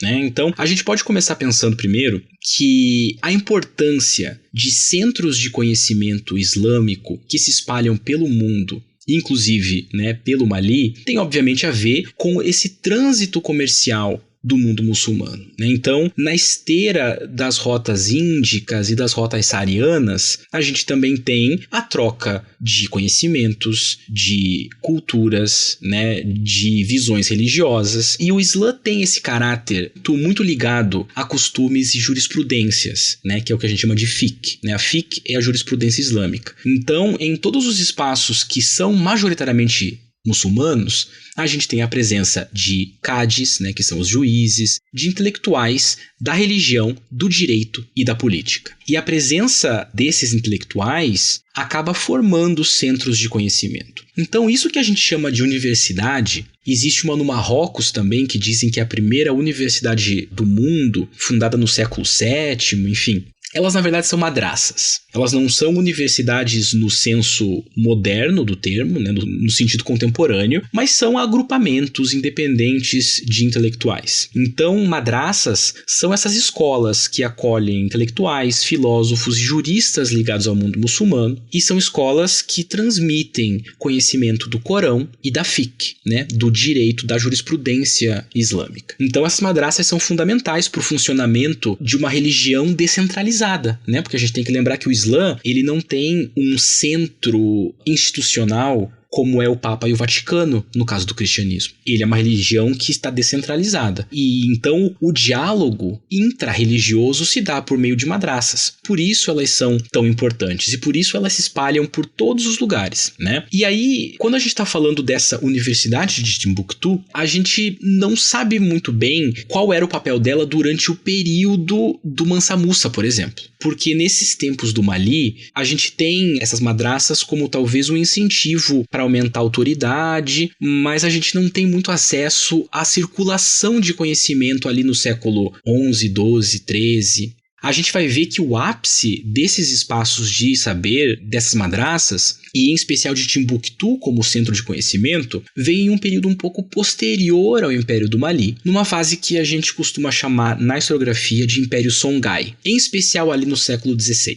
Então, o século XVI é o ápice intelectual de Timbuktu e da África Ocidental, porque é quando se começam a escrever crônicas, é quando a gente tem intelectuais muito famosos no mundo muçulmano como um todo, como há dois personagens, um chamado Muhammad Bagayogo, que foi professor, talvez, do intelectual do Mali mais famoso, que é Ahmed Baba. Né? Eles eram, enfim, juristas, poetas, eles tinham toda uma produção muito importante que circulava pela África, pelo norte da África. Então, a gente consegue olhar para esse contexto e ver essa escrita de crônicas, enfim, e a gente vai perceber que o Islã traz esses espaços de conhecimento. Né? Então, essas universidades, que na verdade são madraças, estão ligadas ao exercício da jurisprudência islâmica, a interpretações do Corão, a escolas jurídicas. E quando a gente olha para a história dessa região da África Ocidental, depois do Império do Mali, a gente percebe como existe uma espécie de limitação de uma colonialidade acadêmica que nos impede de ver a organicidade, digamos assim, desse tipo de conhecimento. Porque no século XIX e XX, o foco linguístico dessas regiões passou a ser, por exemplo, o francês, né, que era a língua dos colonizadores, a língua do imperialismo nessa região. A gente sabe que durante todo esse período de ápice intelectual dessas madraças, o árabe era a língua principal. Então, quando a gente tem a presença reestruturante do imperialismo, a gente também tem uma quebra com uma tradição de conhecimento muito antiga, né? Que hoje se busca recuperar um pouco dessa tradição. Então, cada vez mais o árabe tem sido ensinado em escolas e escolas muçulmanas no Burkina Faso, no Mali, enfim. E há um outro problema também que nos impede de conhecer mais sobre esse contexto, que é o fato de que nunca houve muito interesse da historiografia em editar e publicar os chamados manuscritos de Timbuktu, né? Então, Timbuktu, um grande centro de produção de conhecimento, de produção de textos em árabe, de textos científicos, religiosos, históricos, enfim, tem uma riqueza muito grande de manuscritos que nunca chamaram muito a atenção da historiografia. Então, eles nunca foram editados, nunca foram traduzidos, nunca foram publicados. E para piorar, alguns anos atrás, um braço da Al-Qaeda no Mali tentou queimar esses manuscritos. Né? Então houve uma grande destruição de livros e por conta do fato de que há muitos séculos esses manuscritos têm protetores nas madraças, muitos deles conseguiram ser, digamos assim, traficados para fora de Timbuktu, né? Escondidos em carros, enfim, e hoje estão a salvo, mas ainda não são estudados, ainda tem muito espaço de pesquisa aqui. Mas a gente percebe então que a tradição intelectual no Mali está ligada ao Islã, ela floresce talvez um pouco mais tarde do que no período dos Mansa do Mali, floresce muito mais no período Songhai, ou pelo menos é no período Songhai que a gente tem a documentação escrita mais pujante, assim, mais descritiva, enfim. Mas isso tudo nos revela, então, os pontos de ligação do Mali com o resto do mundo islâmico, né? Porque vendo que essas madraças se formam falando árabe para pensar o Islã num primeiro momento, né? Mas vão se ramificando, e elas existem no Mali desde muitos séculos atrás, a gente já pode então inferir que o Mali estava muito bem integrado ao mundo islâmico, digamos assim, né? Mesmo que a historiografia e a documentação mais popular, que costuma ser de autores árabes ou norte-africanos, não fale muito sobre isso, né? Existem razões muito claras nessa documentação não malinesa para não focar nessas questões. A gente até acho que vai conversar um pouquinho sobre isso ainda. Mas existe então uma integração, né? E essa integração se dá pela intelectualidade islâmica, né? Através de madraças que seriam, né, que a gente chama de universidade, mas que na verdade tem um foco um pouquinho mais específico. E uma das fontes mais importantes sobre o Império do Mali é o material escrito pelo cara que você já citou, que tem uma produção que é muito importante para nós historiadores, que é o Ibn Battuta. E aí eu queria pedir para você falar um pouquinho mais dele, de quem era o Ibn Battuta e sobre o que ele relata a respeito do Mali quando ele vai para lá. Olha, o Ibn Battuta é um dos personagens mais interessantes do mundo pré-moderno. Isso eu não tenho a menor dúvida, né? Bom, primeiro, quem foi Ibn Battuta, né? Ele era um marroquino de alta classe, um viajante, que nasce em 1304 e morre ali por volta de 1369. E o interessante é que durante quase toda a vida dele, ele viajou, né? Ele é considerado o maior viajante da história, talvez, assim, porque ele viajou mais que Zheng He, aquele almirante chinês famoso, ele viajou mais que Marco Polo, ele fez uma viagem completamente sem igual para o período dele.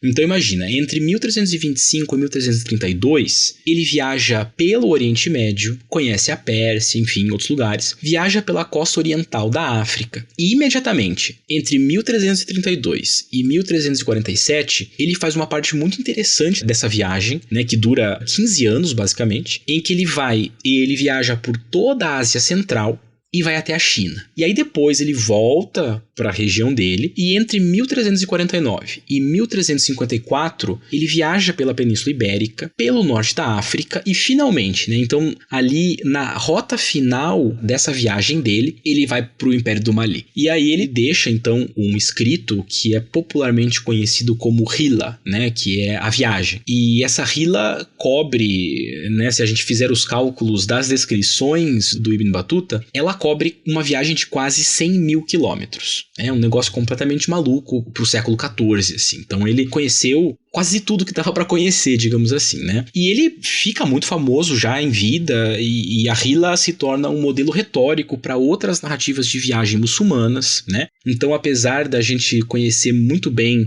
o Il Milione, né, que é o relato de viagem do Marco Polo, o relato de viagem do Ibn Battuta, ele precede e é muito famoso também e é maior, na verdade, né? Porque cobre o mundo de maneira mais ampla. E o que o Ibn Battuta está fazendo? Ele está fazendo uma espécie de exploração do mundo islâmico, apesar de que ele vai até a China também, mas ele está fazendo a exploração do mundo islâmico e ele está fazendo uma espécie de viagem de conhecimento e reconhecimento. Né? Reconhecimento por quê? Porque o mundo islâmico é dividido. A gente tem grupos que são árabes, grupos que são turcos, grupos que são persas, tem os grupos norte-africanos. Então, quando ele faz essa viagem, ele não só está conhecendo o mundo muçulmano, como ele está reconhecendo os espaços de poder. E aí, quando ele viaja ao Mali, a gente tem que lembrar o seguinte, né? Ele vem do Marrocos e ele viaja para uma região que, de uma certa maneira, materialmente falando, disputa um pouco do controle das rotas do Saara com o Marrocos. Então, o relato que ele nos deixa do Mali é muito interessante porque, além de apontar algumas práticas que a gente consegue corroborar com outros tipos de documentação, ele também deixa uma visão mais ou menos negativa dessa região. E isso traz pra gente um ponto muito importante quando a gente fala de história da África. E mesmo no caso da África Islâmica, que é uma divisão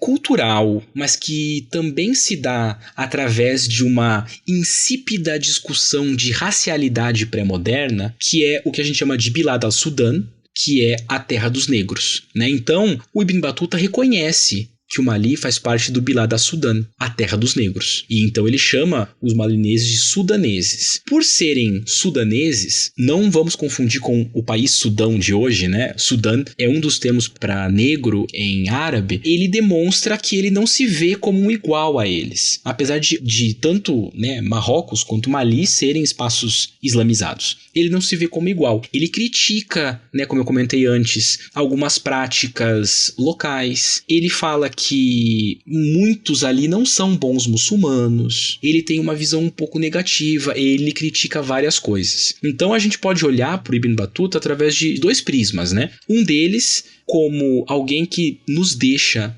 dados fundamentais sobre o período do Musa I e do Sulaiman, ou seja, né, da Era de Ouro do Mali, mas também como alguém que nos permite, né, para quem se interessa mais por esse período, que nos permite entender também como que os norte-africanos lidavam politicamente, simbolicamente, culturalmente com as regiões mais ao sul do Saara, né? E como há uma divisão, e essa divisão fica bastante perceptível na narrativa do Ibn Battuta. Mas ainda assim, muito desses costumes que a gente sabe que datam do período ali do século XIV, né, da primeira metade do século XIV, são registrados aqui no Ibn Battuta. Então, o fato do Mansá não falar em público com os estrangeiros, essas práticas de jogar a terra por cima do ombro, enfim, tem uma descrição muito interessante, né? Eu, inclusive, super recomendo que quem tiver acesso a uma tradução da Hilla, é fácil de encontrar em várias línguas, pegue ali o trechinho final que fala do Mali, que é muito interessante.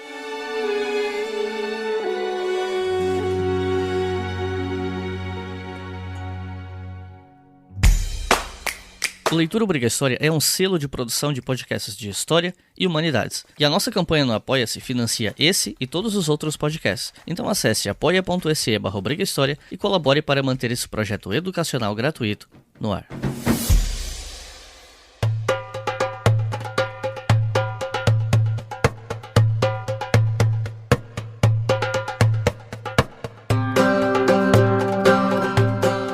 Como é que ocorre a dissolução do Império do Mali? Como é que um império tão rico se dissolve assim? Se a gente for parar pra pensar, a duração dele até que não é muito longa se você pegar essa cronologia que você acha pela internet, por exemplo, e ele não é tão lembrado quanto, sei lá, Império Mongol, Império Persa, entre outros, né? Enfim, o que a gente pode falar sobre essa dissolução ou desintegração? Não sei nem qual seria o conceito mais adequado, mas o que a gente pode falar disso? Bom, aqui tem um ponto bastante complexo da história do Mali, né? Porque ele se dissolve, mas também não se dissolve. E a gente consegue perceber várias cronologias diferentes para isso, né? Mas já chego lá, né? Primeiro, a gente tem sim uma espécie de desestruturação política do poder dos Mansá. Tá? Isso acontece. E isso vai acontecendo aos pedaços, né? Mostrando mais uma vez pra gente como o poder era menos territorial e mais ligado ao controle de grupos. Então, um primeiro elemento que acontece é que uma parte importante, algumas cidades tributárias importantes, né? Alguns grupos étnicos tributários do Mansá do Mali acabam caindo numa outra autoridade, né? Que é a autoridade de um outro grupo que hoje nós chamamos de Songhai, né? Então, se a gente olha as cronologias por aí, o Império Songhai sucede o Império do Mali numa linearidade histórica, mas ao mesmo tempo ele se inicia no século XV, mas o Império do Mali cai no século XVII, é uma coisa um pouco esquisita assim, justamente porque acontece aos pedaços e é difícil de qualificar o que está acontecendo se a gente está olhando para uma estrutura unitária, territorialmente integrada num espaço específico, né? Como a gente viu, não é o caso. Então a gente tem os Songhai passando a exercer autoridade sobre grupos no lugar do Mansá do Mali, e isso vai abrindo espaço para outros grupos políticos, né? Como os Denanke, os Jolof e assim por diante. Então, tanto a leste quanto a oeste dos centros Mandinka, a gente passa a ver outros grupos surgindo e contestando a autoridade hegemônica dos Mandinka. E dentro da própria estrutura política dos Mandinka, a gente começa a ver problemas internos. Então, há um dado momento em que há 3 regiões específicas, né, 3 grupos políticos Mandinka diferentes demandando o título de Mansá. E claro que isso causa um problema muito grande, e um deles é o saque de Niane, né, que é um dos marcos para o fim do poder dos Mansá. Mas aqui a gente tem que ver o seguinte: todos esses grupos políticos, como eu falei, eles estão centrados em narrativas étnicas, né? São grupos ancestrais, tradicionais, familiares, clânicos, enfim. Então, como eu havia comentado antes, no caso do Império do Ghana, por exemplo, eles nunca desaparecem efetivamente, né? O que muda é quem exerce a maior força hegemônica, né? Então, a gente tem ondas sucessivas, primeiro em que os Soninké exercem alguma hegemonia, aí depois os Susso exercem essa hegemonia, aí depois os Mandinka exercem uma grande hegemonia, e aí os Songhai e depois os Jolof, ou ao mesmo tempo, inclusive, mas em espaços diferentes, né? Por isso que é tão difícil pensar esses impérios nesses termos muito próprios da Idade Média, né? Como território, fronteira, império, reino, porque é um pouco fluido, porque a gente está olhando para grupos diferentes, de línguas diferentes, que têm arranjos políticos e culturais muito específicos, né? Então, de uma certa maneira, o que acontece com o Mali é a mesma coisa que acontece com o Império do Ghana. A gente está vendo um grupo específico que exerce monopólio e hegemonia sobre o comércio até um dado momento em que ele não consegue mais exercer isso, por vários motivos, e outros grupos ascendem. Mas esse grupo que estava no poder antes, ele continua ali na sua região específica, né? Então, o Mali, ele tem esse momento do século XV ao século XVII em que ele já não consegue mais ir exercendo aquele poder que havia exercido lá na Era de Ouro do século XIV. Mas a gente depois tem os Songhai, e na verdade muito do que se atribui à história do Império do Mali, como por exemplo o ambiente intelectual que a gente conversava há pouco, se mantém durante o período Songhai, né? O que muda são os grupos que estão exercendo hegemonia e monopólio. Então, talvez não seja uma dissolução muito dramática, né, como a gente imaginaria, sei lá, a tomada de Constantinopla, o fim do Império Bizantino. Na verdade, é uma balança de poder que, a partir ali do século XV, XVI, começa a pender para um outro grupo. E aí a gente tem o Império Songhai. Então, quando a gente olha um material didático, por exemplo, que fala sobre a, entre aspas, história medieval da África, a gente costuma ter essa linha: Império do Ghana, que dá espaço para o Império do Mali, que dá espaço para o Império Songhai, como se fossem 3 impérios sucessivos, né, que acontecem, assim, que se constroem na mesma região. Mas, na verdade, a gente só tem diferentes grupos exercendo hegemonia, né, uma coisa que, assim, não é tão dramática, mas que afeta de maneira muito intensa a política dessa região. Então, é exatamente o que aconteceu com o Agadu, né, com o Império do Ghana, acontece também com o Império do Mali, né, um outro grupo que vem, outros grupos vêm e passam a exercer autoridade entre, né, as pessoas que estavam sob a autoridade anterior do Mansá. A minha próxima pergunta ela é um pouco mais historiográfica, digamos assim, porque uma coisa que eu acho interessante sobre a história do Império Mali é o debate que tem em torno de onde seria a capital do Império, porque parece que a hipótese mais popular é que ele seria na cidade de Niane, mas isso não é um consenso, com algumas pessoas afirmando que talvez o Império nem tivesse uma capital fixa, e que depois do saque e destruição de Niane, essa capital pode ter migrado, algo assim, enfim, é um debate ainda em aberto. Você pode explicar um pouco pra gente esse debate? Essa é uma boa pergunta, Iclis, obrigado, porque esse debate, ele toca numa questão de interpretação historiográfica de uma estrutura africana. E aqui a gente tem, inclusive, problemas de nomenclatura. Então, antes de pensar qual é essa questão da capital, a gente pode pensar o seguinte: quando a gente chama isso que se chamava localmente de Mandenkurufaba, a congregação dos sábios Mandinka, dos sábios Mandé, de Império do Mali, a gente acaba, invariavelmente, atribuindo uma espécie de conhecimento prévio do que é o Império, né, do que a gente sabe que é o Império, do que a gente espera que seja o Império, para uma estrutura que não é imperial no sentido, digamos assim, próximo oriental ou europeu, né? A gente não está olhando para o Império Romano, a gente não está olhando para o Império Persa, a gente está olhando para a congregação dos Mandé. Existe hegemonia, existe semelhanças em termos de uma pessoa específica exercer autoridade sobre outros grupos, que é o que a gente espera de um império, mas falar Império do Mali, ainda que a gente fale isso, claro, porque é um termo que facilita a nossa compreensão, que facilita a popularização desse período histórico, né? Então eu sempre falo de Império do Mali, mas é preciso que a gente tenha esse parênteses aqui, né? Que talvez império não seja uma palavra que faça jus às estruturas políticas, sociais e culturais desse espaço. Então, como eu falei antes, a gente espera, por exemplo, fronteiras definidas. né? Então a gente costuma ver mapas do Império Romano, do Império Persa. Quando a gente procura mapas do Império do Mali, varia muito o desenho das fronteiras, né? Por quê? Porque a gente não pode pensar somente em termos territoriais. É mais fácil perguntar quais grupos estão sob a autoridade do Mansá e não, né, quais são as fronteiras. Por isso, pela dificuldade de pensar fronteiras, por exemplo, a gente também tem dificuldade de pensar quais são as capitais. Porque a capital dos Mandinka é a capital do Império do Mali. Gana, ou seja, o Agadu, continua existindo, e Kumbi-Salé continua sendo a capital dos Soninké, que devem autoridade ao Mansa do Mali. Então, Kumbi-Salé também é uma capital? Essa dificuldade de definição do espaço com o qual a gente está trabalhando também dificulta entender o que significa uma capital.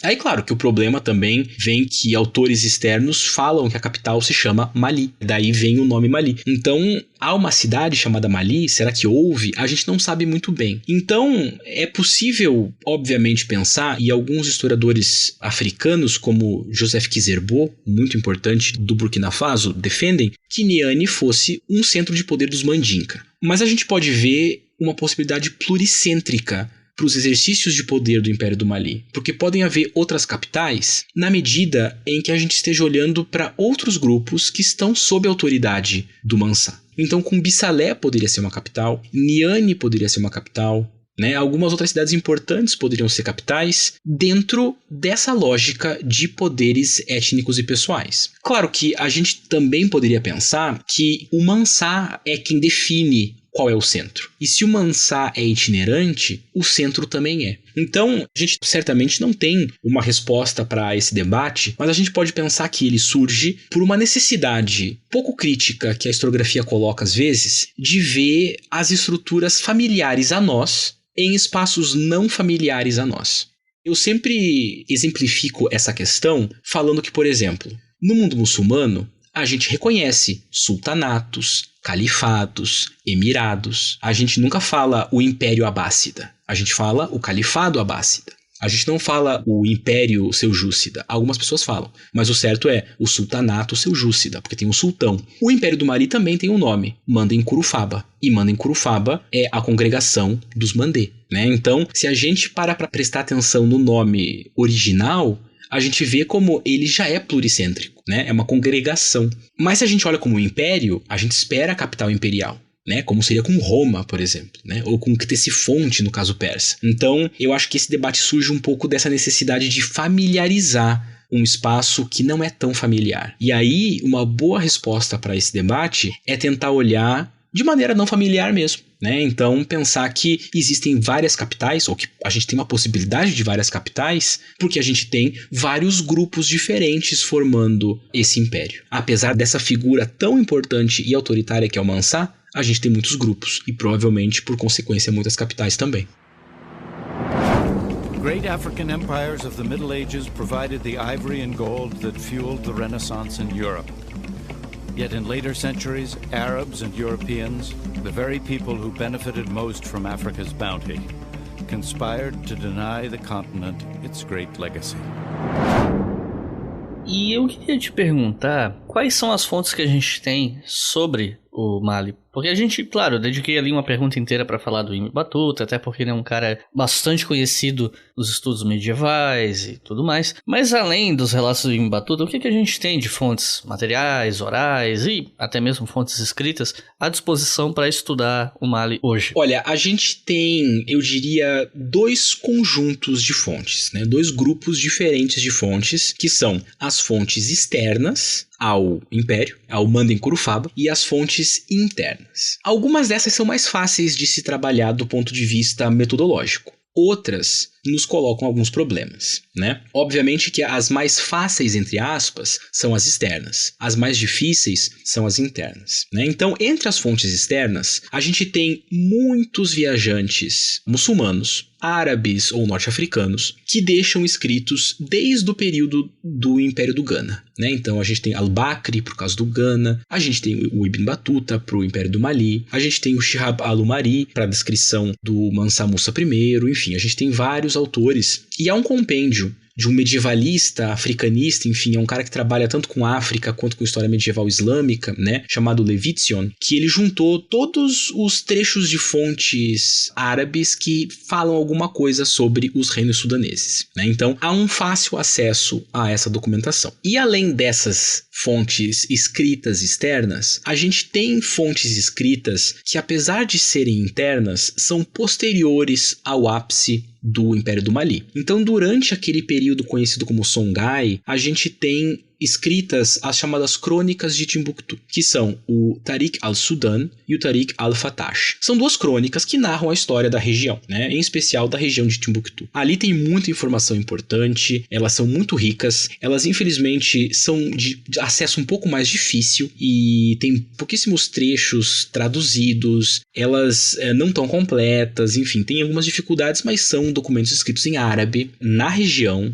por autores locais, narrando um pouco da história de algumas regiões do Império do Mali. Essas são as fontes um pouco mais diretas de se trabalhar, né, que são as fontes externas e as fontes escritas. Só que, como é comum para a história da África, a gente também tem as fontes orais, né? E essas nos colocam algumas dificuldades, porque elas demandam tipos muito especiais de interpretação. Uma delas é, por exemplo, o épico de Sundiata Keita. Porque veja só, o épico de Sundiata Keita, ele é uma história cantada, provavelmente desde o século XIII ou XIV. Ela certamente passa por algumas transformações, e a versão do épico que a gente tem hoje foi cantada por um griot específico lá nos anos 60, e foi registrada e foi transcrita. Então, quando a gente compra o livrinho ou consulta online, né, o livrinho do épico de Sundiata Keita, ou do épico de Sumanguru Kanté, também, né, do inimigo de Sundiata Keita, que também tem um épico, a gente está olhando para uma transcrição de uma canção que provavelmente tem muitos séculos, né, mas que é difícil atestar. E aí, para o historiador, fica a seguinte questão. Estou trabalhando com uma fonte dos anos 60, com uma fonte do século XIV, com uma fonte, né, qual é o período dessa fonte? Então a gente tem alguns problemas com isso. Há bastante gente se debruçando sobre a oralidade africana. A gente tem os famosos historiadores africanos que encabeçaram o projeto História Geral da África, Joseph Kizerbo e Amadou Hampateba, que falam um pouco sobre isso. Há alguns europeus que se debruçaram bastante sobre a oralidade africana também, né? Então é um pouco mais difícil de trabalhar com essa questão. Mas é fundamental, né, falar do Império do Mali sem a gente se lembrar do épico de Sundiata Keita ou das histórias do Kurukanfuga, e com os relatos que são constantemente recolhidos por etnógrafos, por antropólogos, africanos ou não. Então, por exemplo, aquela história do Abubakar II que chega no Brasil, são histórias cantadas por griots locais do Mali e do Burkina Faso. Então são fontes móveis, são fontes orgânicas, são fontes que podem estar registradas ou não, mas que de uma certa maneira existem, né? Isso coloca um desafio muito grande pra gente, mas elas são importantes também. E aí, claro, os historiadores costumam se cercar das fontes árabes, porque essas fontes árabes são escritas e se encaixam naquele molde tipológico que nós estamos mais acostumados. Mas a gente pode também olhar para as fontes orais e não só, para a arqueologia também. A arqueologia saariana tem crescido bastante e ela é central para a gente pensar esses períodos mais anteriores, né, como o período do Império do Ghana e ali o período de origem do Império do Mali. Então, a gente tem que trabalhar um pouco com fonte escrita, com arqueologia e com as tradições orais também. The great African civilizations relied on an oral tradition to pass on their ancient legends of mighty chiefs and tribal conflicts. Generation after generation heard these stories, but gradually the memories faded. Even the names of kings were forgotten. With no written record, the mighty empires of Africa's past became as vulnerable as their land. E existe alguma memória em torno do Império do Mali? Aí, pra quem tá ouvindo e deve estar pensando assim, claro que não, né, seu idiota, não tem ninguém vivo naquela época. Mas assim, para o pessoal entender o que eu tô querendo dizer, memória como a gente usa na história, né? Eu tenho um vídeo lá no YouTube, o canal Leitura Obrigatória, caso você conheça isso aqui pelo podcast, não sabe que, né, surgiu de um canal no YouTube. Tem lá um vídeo sobre a diferença entre história e memória. Um vídeo bem bacana, explica bem pra vocês se vocês ficarem meio perdidos nessa discussão. Mas enfim, existem países hoje, ou grupos étnicos, ou pessoas que tentam reivindicar uma ancestralidade com esse império ou fazem usos políticos desse passado? Obrigado por essa pergunta também, Iclis, porque aqui a gente tem uma espécie de tangente, né? A gente abre espaço para uma tangente muito interessante da história da África contemporânea, que tem a ver com a rememoração e com a construção também de um passado específico, né? Eu diria que num primeiro momento, a natureza específica dessas estruturas políticas do Ocidente africano, assim como acontece em outros lugares da África, ela não demanda uma reivindicação de ancestralidade, porque ela nunca efetivamente foi embora.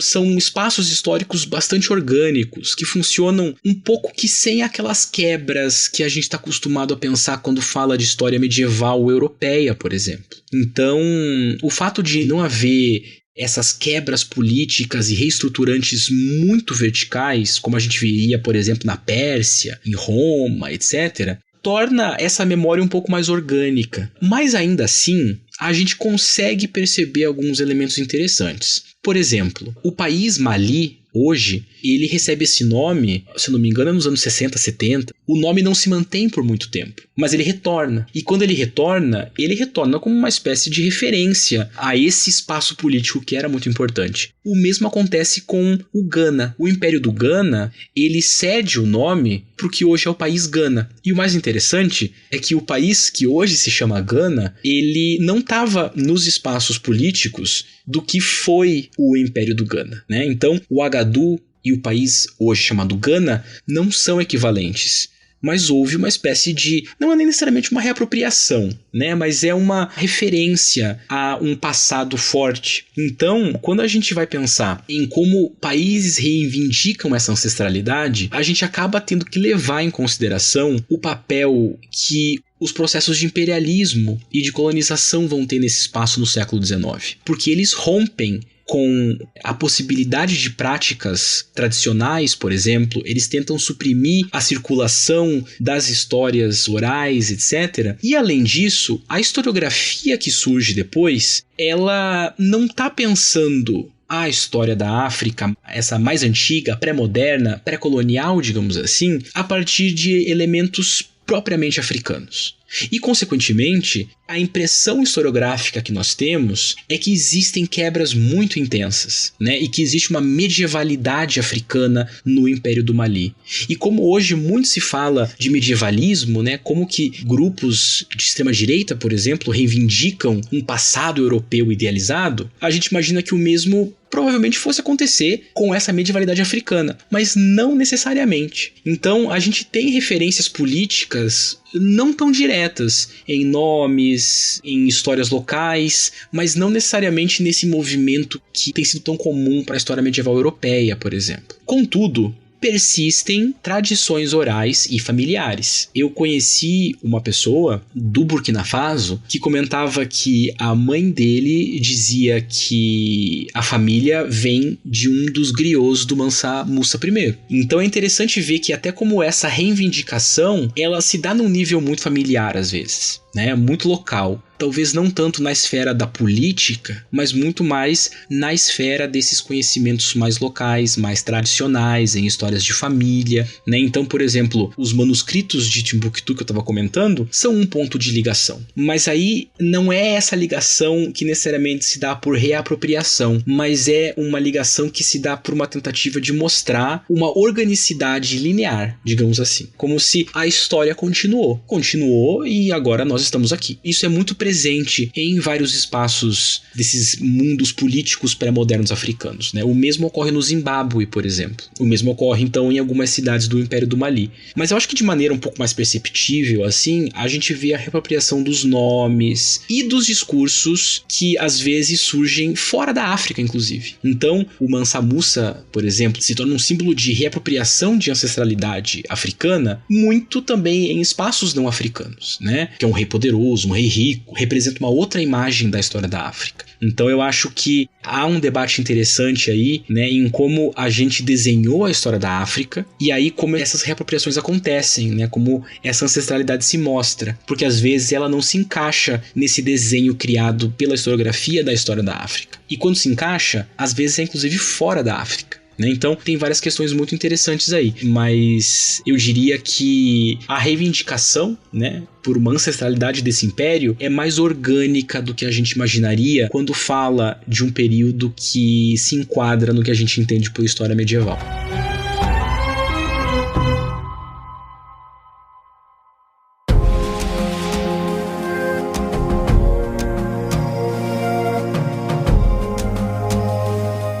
Recomendações de leituras para quem está ouvindo e quer aprender mais sobre o assunto. Quando eu te entrevistei pro episódio sobre Guerra Anglo-Zulu, a gente comentou sobre a dificuldade de encontrar materiais em português para alguns assuntos de história da África, e eu não sei se é o caso ou não, mas aqui normalmente no História FM a gente abre brecha para recomendações em espanhol ou em inglês também, porque são idiomas um pouco mais populares aqui no Brasil, pelo menos para uma galera mais jovem ou às vezes que está no ensino superior. A gente sabe que são livros que não vão chegar a todo mundo, mas é o mais abrangente que a gente consegue quando não tem tantas obras em português assim que tratem dos assuntos específicos que a gente traga aqui, né? Então, Otávio, o que você recomenda? 1, 2, até 3 livros sobre esse assunto? Olha, a gente, nesse caso aqui, tá numa situação um pouquinho mais confortável que no caso da Guerra Anglo-Zulu, né? Porque apesar de não ter, assim, uma obra chamada História do Império do Mali, em português, a gente tem obras gerais que são muito boas. A primeira que eu indico, sem sombra de dúvida, é o História da África, do professor José Rivair Macedo. Ele faz uma ótima apresentação de vários aspectos da história da África num livro muito acessível e ainda assim muito rigoroso. Essa é uma obra bastante fundamental e fala bastante sobre o período dos reinos sudaneses, né? Então não só o Mali, mas também o Ghana e Songhai. Inclusive, para quem tá ouvindo, esse livro foi lançado pela editora Contexto, e se vocês comprarem livros no site da editora Contexto e usarem o cupom ObrigaHistória30, vocês ganham 30% de desconto. Qualquer compra que vocês fizerem lá neste ano de 2021. Esse é um dos livros que eles vendem, então fica aqui a sugestão para vocês comprarem com desconto. Ótimo, né? Então assim, ó, já tem a chance de dar uma olhada nesse livro, que é muito bom. Super recomendado mesmo. Uma outra obra também que eu acho que é bastante fundamental para quem está interessado nesse assunto é o volume 5 do História Geral da África, tá? O volume 5 foi coordenado pelo Djibril Tamsir Niani e tá online, de graça, no site do MEC, né? Então é só procurar no Google e baixar sem problema nenhum, e ali tem bastante coisa sobre todos esses assuntos que a gente conversou. E por fim eu deixo uma indicação de mais um livro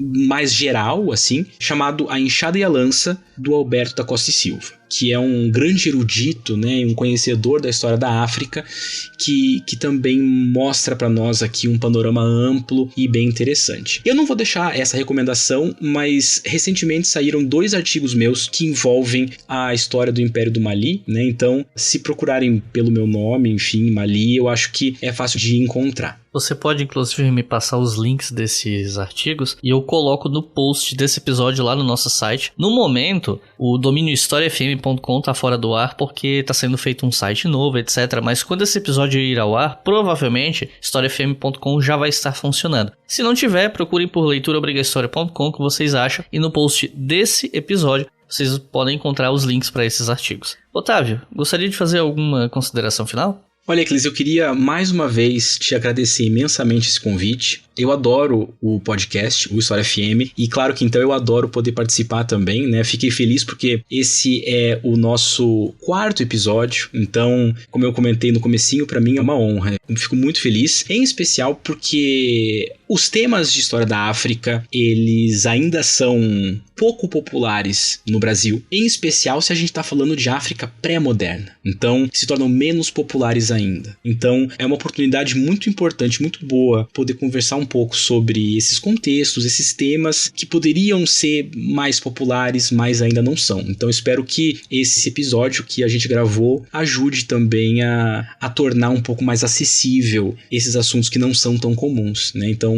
só queria muito te agradecer essa oportunidade e o convite. E eu agradeço por você estar aqui mais uma vez. Nesse momento, você já é o segundo convidado que mais veio pro História FM. E, se depender de mim, vai continuar vindo por muito tempo. Então é isso, pessoal. Muito obrigado por terem assistido, ou melhor, por terem ouvido esse episódio até o final. Se você é professor ou aluno, passa esse episódio adiante. Se você tem um professor que dá aula de História da África, mostra esse episódio para ele. Se você é professor, passa ele para os seus alunos. A ideia é justamente o História FM virar um acervo de episódios úteis, não só para o público geral, mas também para estudantes e professores Brasil afora. E eu quero lembrar que o História FM é financiado pela nossa campanha no Apoia-se. Com R$2 por mês, vocês já financiam todos os podcasts do Leitura Obriga História, e com R$5 por mês, vocês podem ouvir os episódios com antecedência. Então, considere se tornar um apoiador. Então é isso, muito obrigado e até a próxima.